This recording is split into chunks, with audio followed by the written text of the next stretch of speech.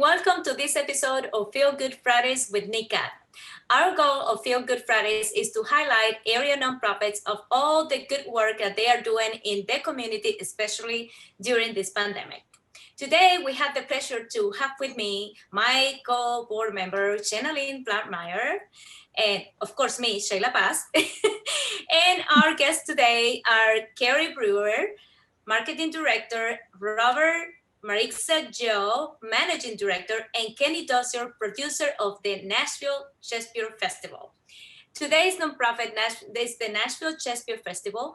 In 1988, a group of local actors produced first free of charge Shakespeare in the Park production as You Like It. Is that correct? In the park. As you like it in the park. As you like it. How am I tripping over this word? This is what makes it funny. The festival has grown into one of the region's leading professional theater. Each summer, 15,000 people attend the annual Shakespeare in the Park production, which is designed to be accessible to all people from all culture and socioeconomic background. Since 1988, over 340,000 Middle Tennesseans have attended, and admission has remained free. Isn't that great? And donations welcome at the park for any who choose to support the festival. Welcome to Feel Good Fridays. How are you feeling today? Very good. Good. Feeling good. Feel good on Friday. So, first of all, let's find out who you lovely people are. What are your background? And thank you for being here today. I'll go first. So my name is Carrie Brewer. I am the marketing director with the Shakespeare Festival. I have been in the Nashville area for almost 8 years. Before that, I was in New York City for a very long time. I also have the pleasure of working with the festival sometimes as an actor and sometimes as a fight choreographer, which was my first career until I switched over to marketing. So I still get to play with swords every now and then, and I get to act every now and then, and I just am kind of immersed in the company in a lot of ways, which I love. Fantastic. What about you, Kenny? Oh, I am the baby of the bunch, although I have gray in my beard. I'm new to the festival, but not new to acting. I am the producer of the Nashville Shakespeare Festival starting this season. And I also am an artistic director of Kenny Playhouse Theater, which is a theater company that produces plays about the African American experience and give actors of color an opportunity to perform for diverse audiences. I'm so excited in my new job, working with the Shakespeare Festival. It's been a really, really cool experience, and I'm glad to be here. Welcome. What about you, Mr. Robert? Well, I'm now the managing director for the Nashville Shakespeare Festival. I used to have Kenny's job. I was the producer for many, many years, as well as the operations manager. But you know, within nonprofits, roles shift and change and morph, and you wear lots of hats all the time.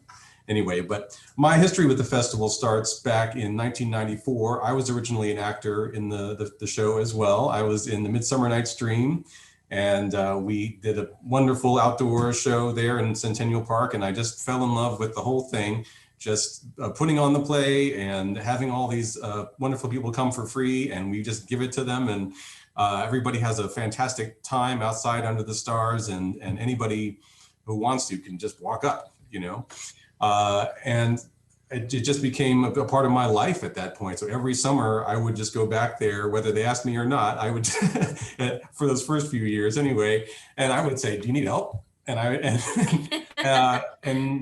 volunteered. I did lots of tech work. I was in some of the other shows during those early years. I finally, was a tech director one year, and I was eventually, after college, I became a stage manager and an actor for the Shakespeare Festival. And a few years after that, I started to work in the office and learn more about the administrative side of things. And then starting in 2005, I was the interim managing director for a little while there, before I morphed into being a producer and an operations manager. And finally, 15 years later, I'm the managing director again. Wow, how wonderful. Isn't that fun how you keep growing and growing and seeing how from starting a little part and then you see it into growing to a bigger piece of a puzzle? It's amazing what you can achieve when you put your mind to. And what the company has achieved in large part due to Robert and his involvement for so long. It's been. Well, and I was about to, sorry, to piggyback on that, kind of give us the lay of the land of the Nashville Shakespeare Festival. I think our Nashville community knows it as the people that put on the play in Centennial Park. But talk about some of your other programs and that kind of thing of what the Nashville Shakespeare Festival does. Sure. So everyone, of course, knows Shakespeare in the Park. And for many years now, we've also had Winter Shakespeare. I believe our 13th year was last year at Belmont University in the Trout Theater. That's a show, another fully professional production that we do every year. We have, the public can come to that as well as schools. So we have lots and lots of school groups who come as field trips, and we also send actors out to their classrooms to tell them more about the play and about Shakespeare and what it's all about so that they don't come in cold, that sort of thing. So that's a big part of what we do. Throughout the year, we have all kinds of educational outreach and community outreach, such as every month we do a play reading. We used to do it in person at the public library, but since COVID, we're all online. But it's a great thing where just anyone from the community who wants to come and read the Shakespeare play out loud comes into the room, and we do it. We just sit around the table and we read. And it's been going on for 12 years now, I think. We've got our tendrils all out in the community, all over the place. I'll let Carrie fill in some of the other info, though. We have had some really fun programming in the past, these pop-up Shakespeare plays where we would do, we would have a partner organization or location, restaurant, or an art gallery. We had so many wonderful partners in the community that would host us coming in. It was kind of like guerrilla theater. We would have one or two rehearsals and we'd all throw a bunch of actors in this space and gather people around. There was one really fun one where we did Titus Andronicus at Maggiano's, the restaurant Maggiano's, and we crammed like 8 people into a space. Sadly, we wouldn't be able to do that now, huh? And those were really fun. We had 2 seasons of Pop-Up Rate Shakespeare. Yeah, I love that image of tendrils, right, going out into the community, because that's been going on for a long time. But now that we are, in the global pandemic, we have moved a lot of our programming online, and are still trying to keep those tendrils going. Like we have the Bard's Birthday Bash, April 23rd, celebrating Shakespeare's birthday every year. There normally, historically, has been, we've put on this big party, but this past year we did it all online. And we had actors do monologues, and we got on and spoke in between. We had musicians that had written songs. We have a lot of original music composed for the productions that we do. So some of those musicians did their songs on video, and we just had this wonderful sort of video compilation of all things celebrating Shakespeare. One of the really fun parts of that was we asked for the public to put themselves on camera doing Shakespeare, and we put it together in a supercut so that you could kind of get this whole scene made up of all these people in the public doing Shakespeare. So that's one of the great ways that the people can get involved too. And we did it again for Halloween. We did the famous Witch's Cauldron scene from Macbeth and asked for submissions from the public and put that all together and put it up online. How cool is that? That's a great way to get the general public involved, get them to participate. I should mention another piece of our programming that we just launched last fall. It was a touring production that can go into schools, which we've done from time to time over our history, but we hadn't done it in many years. And these are productions that are made up of a very small cast. So 5 actors doing all of the roles in Romeo and Juliet. And they rehearse it in a way that they can do it in any kind of space. So if they're in a traditional theater space in the school, they can hop up on the stage and they can do that. Or if they're in a multi-purpose room, they can do it there just fine, or on a postage stamp, you know, or in the gym for that matter, that sort of thing, where the audience is in various configurations. And it's meant to be very interactive and kind of break down the barriers between the actors and the audience. It uses minimal costumes and virtually no tech. That's what makes it so portable. But they wear a very basic black costume, and to change characters, they might just put on one piece of clothing or add a hat or glasses or something like that. And it's to make it very quick. And the virtuosity that it shows in the actors is really amazing. And it's a real great way to capture the imagination of students and give them the idea, oh, this is what theater is. It's not some, you know, lesser version of movies or something like that. This takes amazing skill, and it's all happening right in front of you in the moment, and they're not screwing up. You know, I think kids don't necessarily understand that about theater until it comes into their school and it happens for them right there.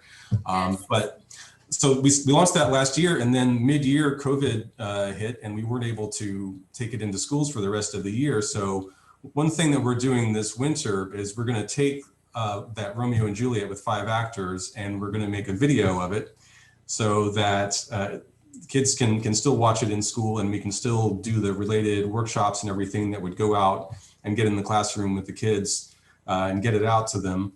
We're going to try to keep the acting conventions the same, the theatrical staging experience kind of the same. So you still see that it's a continuous take of actors doing their craft and changing characters and changing, you know, their costumes quickly and all of that stuff. So we're not trying to do a film. We're trying to give them the theatrical experience over the internet as best we can. Wow, how wonderful is that you've been able to get to work with the kids and teach them pretty much how to be actors as a starting young. That's a great foundation, you know, to get to, if they want to pursue an active career in theater, this is a great opportunity to get going. Picking back into that, what you were talking about, Kenny, can you tell me how you've been able to adapt during the pandemic to create productions that are worth for people to be part of? Yeah, I think for me, it's like I'm jumping into a moving river. So Shakespeare Festival has been going so well and doing the things over the years, and so I have my life jacket on. I jumped into this river. I'm staying afloat, and still really keeping up with things. And I think my theater background is what helped. So coming on board, some of the programming that they were doing, Denise asked me to do Black actors on Shakespeare.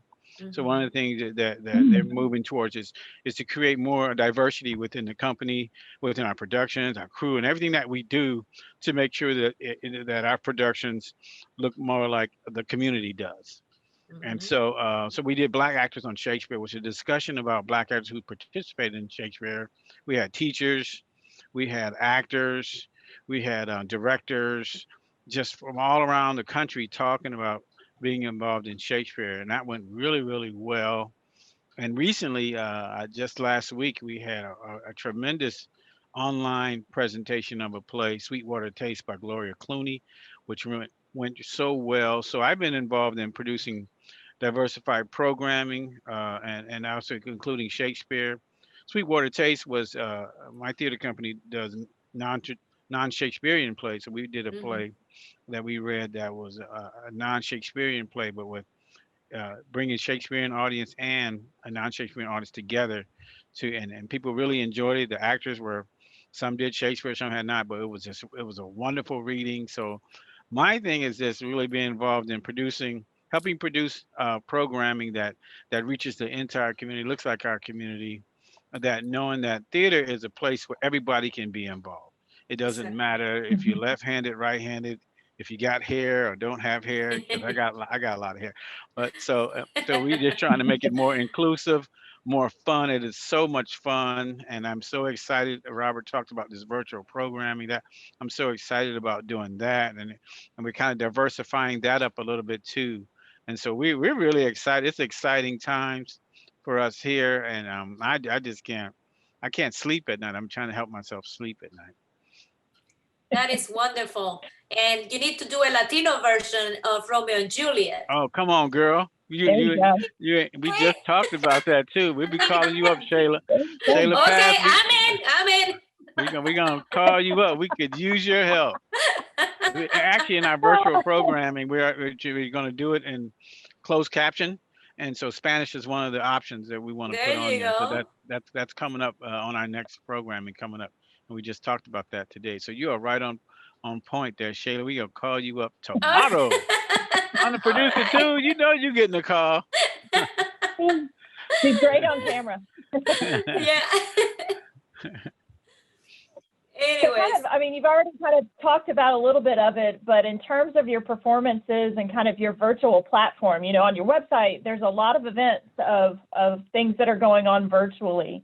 Can you kind of talk about that transition from moving from a in-person performance to an online platform, and how the Nashville Shakespeare Festival is kind of that transition to that, and how you've been flexible this year on what you can and can't do, and the opportunities around it as well?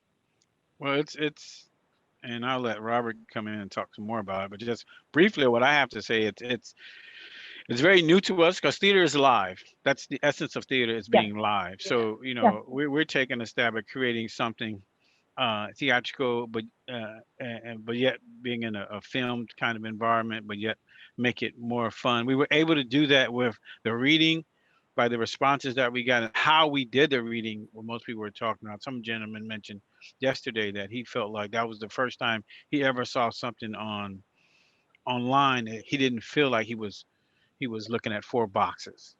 He felt like he was really into it. So that's the challenge, and this team of artists and people involved really we're really challenged to continue to try to make that get better. yeah. And so virtual programming is not the essence of what we're doing, but we're adapting to this environment because we're trying to stay, we want to stay connected to our audience and continue to build that audience. So that's one of the challenges we have. And so we've been really, really working on that. Robert? And that's a testament to being a great actor, when you get your message and you touch the person, even if you're on the screen. Mhm. Another component of the online transition has been our education department, which has been wonderful. Katie Bruno is our education director, and she has led the charge of taking our apprentice company, which normally they have a 3-week intensive training session before the summer Shakespeare production, and then they do performances and sometimes are in the shows. We couldn't do that this year. We were dark for the whole summer, of course. So we took the APCO, they're called, Apprentice Company. We took them online, and there were, how many, do you remember, Robert? I believe there were 14. 14 apprentices, and they were from all over the place. There was someone from Brooklyn and someone from California, and everybody was in there with Sam Ashdown, who's the director, and Katie Bruno, and then they had guest teachers, and Denise Hicks, our artistic director, was a large part of it, of course, and it was wonderful. Katie and Sam have also been running these workshops online, and people have been Zooming in and still doing, of course, not as much as they could if we were live, but keeping things fresh. And it's been certainly challenging, but also really rewarding in sort of unexpected ways. You know, I think we're all adapting to this, you know, whether we're a student or the people who are trying to figure out the programming, right? We're all like, what's next? And it keeps evolving too. It's this strange hybrid of we're not film, but we're not live theater anymore, and we all want to be. So it's this new medium that is interesting. And what's next? What's next for you guys? You say what's next? Yeah, it was definitely a shock when the pandemic hit, and suddenly, yes, a theater company, like Kenny says, it's all about live performances. What the heck do we do? You know, and you know, we've tried a lot of different things in small ways, and in different play readings and panel discussions and various things. We've got a new book club that came out of all of this. And really, it seems like some of those things where people can interact on a smaller scale are actually some of the more successful ones. The book club is one. People can read it. We've been reading the Hogarth Shakespeare series, which is a series of contemporary novels that are all based on Shakespeare plots. So we've been reading one of those a month, and the group comes together and discusses them. And they have a great time, and there's bonding, and people get to know each other. They make friends, even in this time of the pandemic. Another thing, the Shakespeare Aloud program that I mentioned before, where people read a Shakespeare play around the table, doing that online has been really successful too. It's kept all the energy of that going. People who had been doing it a long time were able to keep doing it, and new people joined in because suddenly they had access to it because it was online. And then I think the sort of panel discussion types of events we've done, like Black Actors on Shakespeare, we did one on directing Shakespeare, and then this most recent play reading too have been really successful, and we've been able to figure out a little bit more how to keep the discussion going during the performances and that sort of thing. So it's actually become much more interactive as we've gone along, where we actually had a host this last time around who would actually receive comments from the audience. And so before the play started and in the middle and afterward, he would report on some of the comments that people were giving and asking questions that they submitted and doing a sort of interview with the actors afterwards. So we're really weaving that interactivity into the digital platform. That is just wonderful. So what is your favorite Shakespeare play? Oh, mine is It's like, I don't know. I know, and it's been my favorite play for years. I'm a huge fan of Macbeth, and a big part of that is it's just fun. It's witches and it's kings and it's blood. But also, as a fight director, there are so many delicious fights in there that are just really fun to choreograph. And yeah, it's just my favorite one. She's a violent person. She's just violent.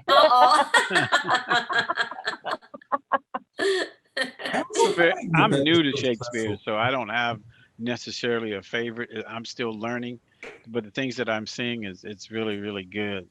So Richard III, just the opening speech is something that I had to do in a master class, workshop class, and I had to learn that, and that's always been stuck in me. And I think if I had to select one today, it would be Richard III, but not because I've done it though. It's because I had to do I like the monologue. Very cool. What about you, Robert? Well, there's kind of a cop-out answer that a lot of us give, where like our favorite play is the one that we happen to be working on right at the moment.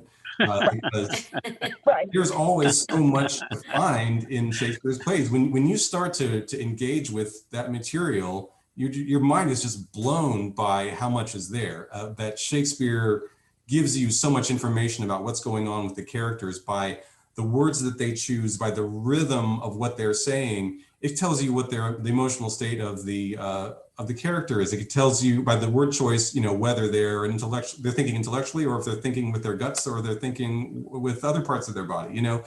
All of that stuff is just brilliantly woven in to the dialogue. So there's almost as if there's a musical score of words that's laid in there.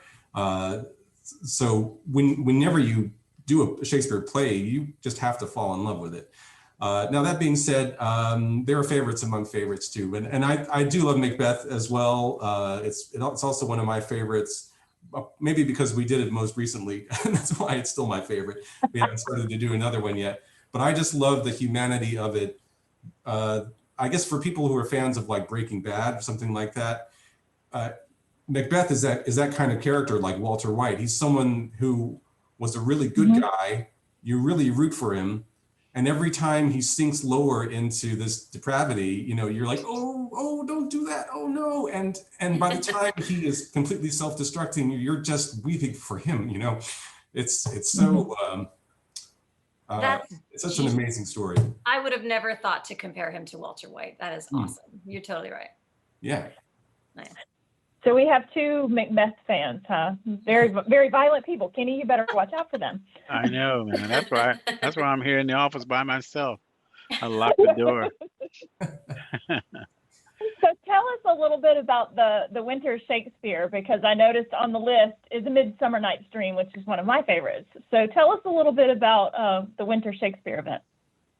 Well, we've actually talked about it a little bit because it's the, we have been doing it for 13 years at Belmont, right, in their Trout Theater. But because we can't get together this year, we're using this space in January, which is when we normally would be in production, to film the Romeo and Juliet 5-actor that Robert was talking about earlier. And then we're doing a 2-actor version of A Midsummer Night's Dream, and putting them on film, and are going to offer them to all of the local schools in association with workshops. So the idea is hopefully, the school would buy it, the students would watch it and read along. There's the closed captioning comes in, and then one of the actors can zoom in and be the character, so that the students can ask them questions, or they can illuminate certain parts of the text and stuff. It's going to be as interactive as we can be, still apart from each other. That sounds like a great plan. So what is your goal moving forward, and what you wish to accomplish in 2021? Well, we've got some exciting plans for 2021. So when we're finally able to be back in the open air and everyone gathered up together, which we are really hoping and we're planning on that being in August of 2021, when we have our summer festival. For the first time, we will be expanding the festival to include a non-Shakespeare play, and that will be August Wilson's Jitney, directed by our new producer, Kenny Dozier. This was an idea that Denise Hicks, our artistic director, and Kenny Dozier came up with, to bring the companies together, to work together to respond to issues of equity and inclusion that are present in Nashville theater, as they are everywhere in America right now.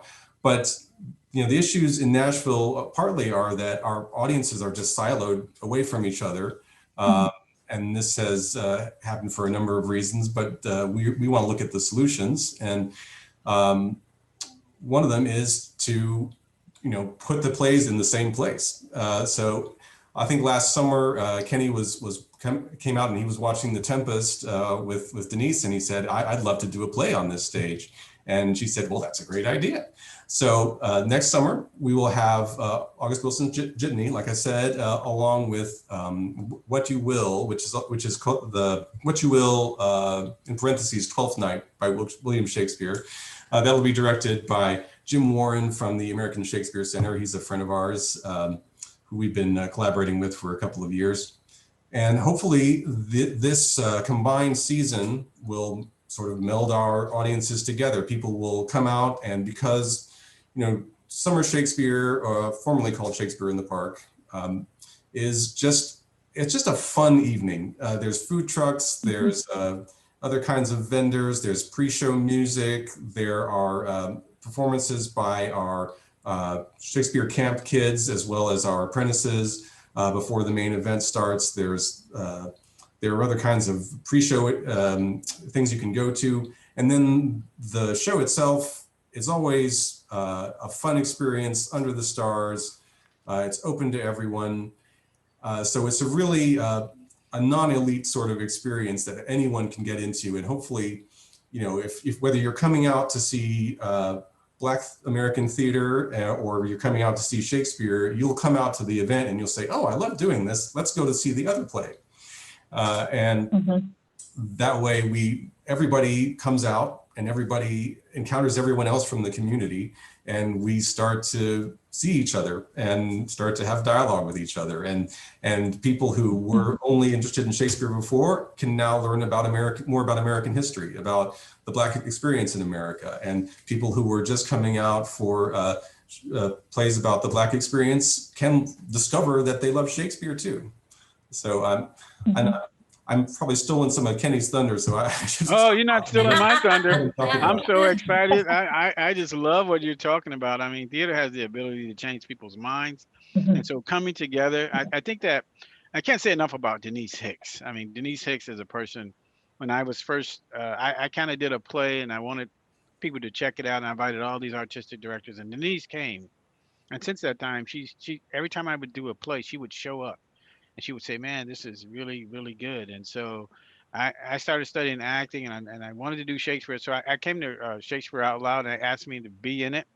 and I was in one, and then I was in another one, and I was like, this is really cool. And so I ended up, like Robert said, going to the Tempest, and I said, man, what if we mix the two together? And one city is just a wonderful space. I know a lot of people may not have been there yet, but it's so warm. I mean, it was so when you sat inside there, it's like you were there, and there was no distractions, and the production was going on. You were outside, and it was beautiful, and it's just a wonderful space to go see a play.